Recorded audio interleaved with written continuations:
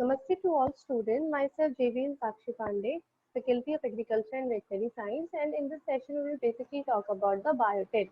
So as we have discussed earlier also about the water soluble vitamins, okay, so we have discussed about the paradoxin, vitamin B12 and folic acid. Okay, so far we have discussed these three and now we will discuss about the biotin. So biotin, as you all know, biotin is very famous for the healthy hairs and for the healthy skin.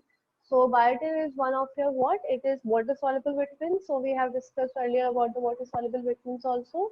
So basically water soluble vitamins are those which are soluble in water plus they are not absorbed by your body. Okay, so they must be excreted out by urine or in some other sources. Okay, so these are what your water soluble vitamins. So biotin is among water soluble vitamin. It comes under the class of water soluble vitamin. It also known as the name of vitamin H.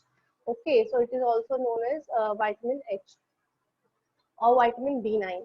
Okay, so these are the common name for biotin. So this can be asked in your some of competitive exams also. So in this session, we will basically discuss about the biotin, its background, its chemistry, biological functions, its sources, and its deficiency disorders. Okay, so these are the far more common topics that we're going to discuss in this session. So let's start with the session first with the background, or you can say the introduction part of biotin.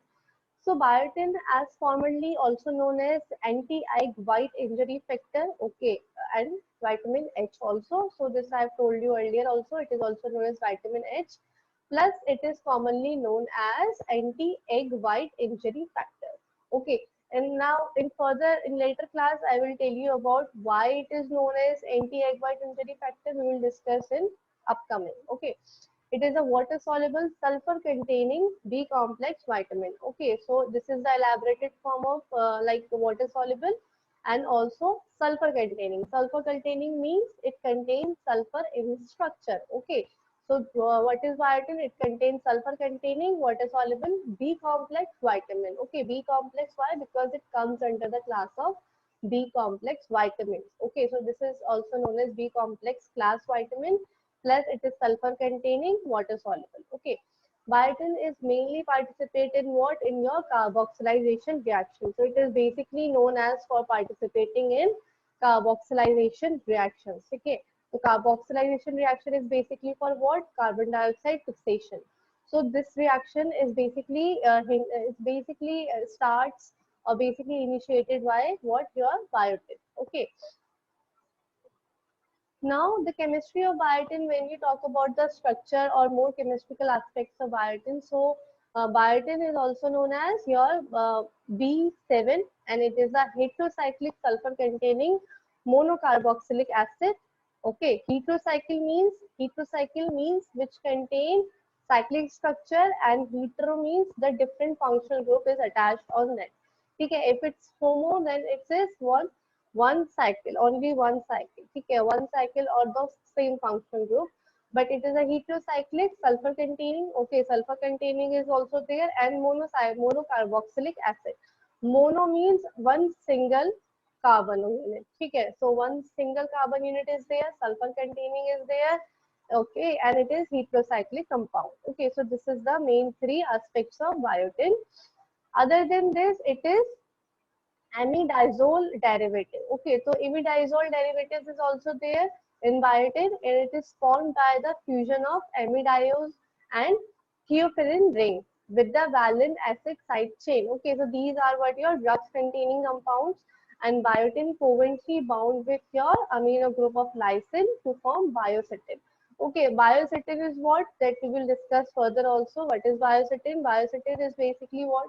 The active form or you can say the coenzyme for biotin. Okay, so coenzymes and active form, I have told you earlier also that all the specifically all the water soluble vitamins, only the B class or the B complex act in their coenzyme form. Okay, they function as their coenzyme form because biotin is what? Biotin is inactive. Okay, and its active form is what? Biocetin. Okay, biocetin is the active form or it's also known as coenzyme form.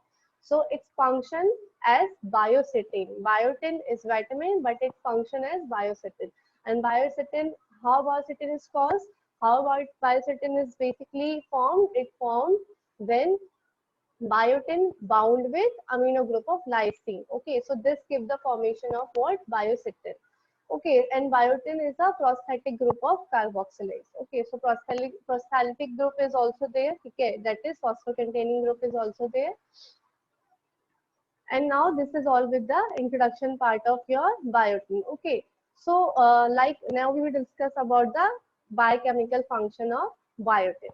Okay, so biochemical function, when we talk about biochemical function are what? So you must know about the first thing that biotin is required for carboxylation reaction. This I told you in a starting or beginning session also. Carboxylation reaction is what? Carbon dioxide fixation reaction. Okay, so carbon dioxide molecule should be fixated in some sort of reaction. So for that fixation, biotin is required. Biotin is also required for some of the enzymes. Enzymes, for the requirement of enzyme, biotin is also required. And what are these enzymes? Example, pyruvate carboxylase, acetyl-CoA carboxylase, propanil carboxylase, and methyl protonyl CO carboxylase. Okay, now we will discuss each and every enzyme and what are their role. Okay, so first we have talked about the pyruvate carboxylase. So pyruvate carboxylase is what? It basically catalyzes the conversion of pyruvate to oxaloacetate.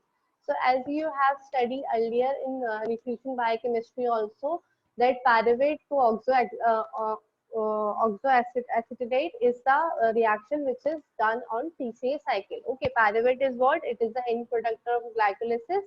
So after glycolysis, the cycle or the continuation of carbon dioxide, carbohydrate metabolism is done, and it is done by what? Your TCA cycle.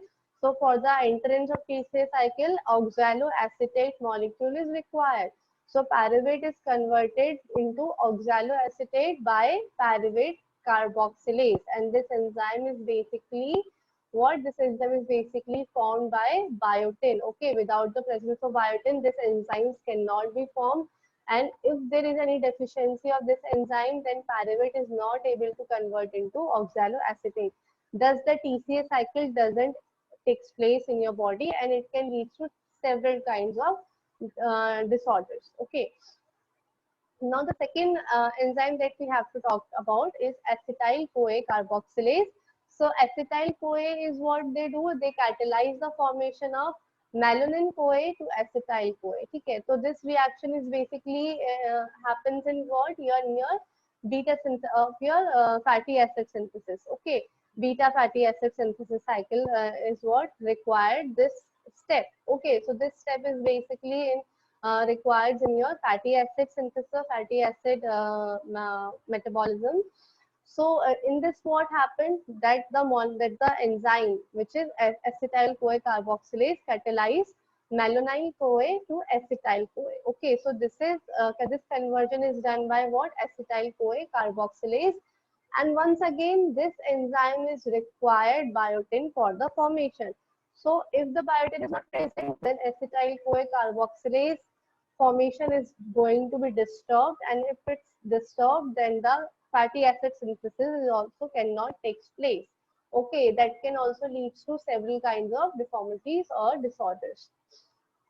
Now the third enzyme is what? Your propanil CoA carboxylase. So propanil CoA carboxylase is what? It catalyzes the formation of dimethyl malonyl CoA from propanil CoA. Okay, that is the same reaction that is continued from the fatty acid metabolism, and it requires propanil CoA to TCA cycle via succinyl CoA. Okay, so this gives the presence of propanil CoA get converted into dimethyl malonyl CoA. Okay, and this require propanil CoA carboxylase enzyme, and this enzyme is once again give formation by the biotin only. Okay.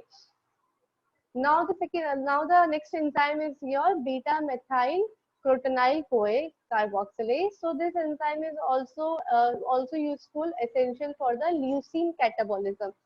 So if you don't know about the leucine, so leucine is what? It is a type of your essential amino acid. Okay, it is one of your essential amino acid that cannot be synthesized by in your body. It has to be taken from the dietary sources. Okay, so that's why it's named as essential amino acid. So beta methyl glutonyl CoA get converted into beta methyl glutathione CoA. Okay, and this conversion required this enzyme, which is also required biotin for its formation. Okay, so all this are the example of what your CO2 fixation reaction, carboxylation reaction. So all these kinds of reaction in biological system are dependent on your what? Biotin. So the formation of biotin is very important so that these reaction cannot get disturbed and can be together with in a good amount so that the any kind of disorder, carbohydrate disorder or fatty acid synthesis disorder cannot take place. Okay, now the dietary source. So when we talk about the dietary source of biotin, so you must know about the egg. As I told you earlier, also it is also known as anti-egg white injury factor. Means it is very much in presence in your egg yolk. Okay, so egg yolk is very good source of your what? Your biotin. So eggs are the good source, plus liver, kidney, yeast, pulses, nuts and vegetable are very good source. And when we talk about the poor sources of biotin is your cereals like wheat, grain, rice, barley. Okay, so all the cereals are the poorest source of biotin, plus dairy products also. Okay, so milk is like not a good source for biotin. And when we talk about the RDA, that is the recommended dietary allowances. So RDA for adults is same, that is 200 to 300 mg per day. Okay, so this RDA should be performed. Now the deficiency, when you talk about a deficiency disorder of biotin, so generally biotin deficiency is not seen because it is widely distributed in food. Okay, so if you are not take enough amount of egg, if you take vegetable, nuts, okay, and pulses, then you are also going to be recover the or you can also be fulfill your requirement. So its deficiency is not primarily seen. Okay, so because it is widely distributed in every amount of food. Okay, it is also distributed in your animal source as well as in plant source. Okay, so synthesis of this vitamin by the bacterial flora is also be done in your gut. Means like in your gut or in your intestine, some bacteria is there which synthesize biotin also, so its deficiencies cannot majorly seen in any kinds of people. Okay, but if there any sort of deficiency, like if your gut is not working properly and if you are not taking enough amount of food, if you are anorexic and if there any kind of absorption is not done by your body, so you may have like experience some of the deficiency disorders. So what are the clinical features of this that disorders? It's like dermatitis. Dermatitis is what? It is your severe dermatitis is what? When your skin became very rashful. Okay, your skin is not like healthy, not looking healthy. Rashes, irritation of the skin is there. Weakness, nausea. Okay, so nausea is what? It is what when you are not feeling good, like in morning you are very much omit to vomiting. Okay, and in weakness, dermatitis, loss of hair around the eyes and loss of hair. Okay, so this is generally seen. Your scalp is mainly not seen, not good properly. Okay, so this is all the clinical features of your what your like biotin deficiency is there. So now we will basically talk about one of the very important thing about the biotin, which I have discussed earlier also. It is known as anti-egg white injury factor. So in that time I was told you that we will gonna discuss it further. So what is like anti-egg white injury factor? Why it is named as anti-egg white injury factor? Because biotin have one antagonist. Okay, antagonist is what? Which work against biotin. That is known as antagonist. So avidin is main compound that is also present in egg, which function as antagonist to biotin. And how it is function as antagonist? Because avidin is present in, first you have to be remember avidin is present in what? In your egg white. Okay. So that the white part of your egg have the presence of avidin. And then your part of your egg, that is yellowish part of the egg, have the presence of biotin. So what happened that when you doesn't cook food, when you doesn't cook your egg, and when you are consuming egg like in raw form, okay, then what happened? All the biotin of the egg white conserve or bind biotin with itself. So avidin bind biotin with itself, so it is unavailable for the absorption. When it bind itself, so it became unavailable for your body, and thus it can give the deficiency of biotin. Okay, so this is how avidin work as antagonist to biotin. But avidin is what? It is heat liable protein. Okay, it is heat liable means it is heat sensitive. Once you cook your egg, once you boil or you do any you make omelette or any kind of egg. Okay, when your egg come is attacked with heat, so that avidin is mainly what it destroyed. Okay, so this gives biotin to be absorbed in your body in a good amount. Okay, so heat generally what they do, heat generally inactivate your avidin, so biotin can readily your absorb. Okay, when you are taken in a diet. Okay, so this is why biotin is known as anti-egg white injury factor and avidin is known as raw egg white injury factor. Okay, so this is the major difference between among these, and this is a very important aspect which is generally asked in many competitive exams, like what antagonist to biotin, so that is avidin. Okay, and the egg white injury factor also. So this is all with the session of biotin. I guess you are well satisfied with the session. And in respect to the session, you can check many other YouTube videos also, and many other books also for Bishi Lakshmi. And you can prefer to that books also. Thank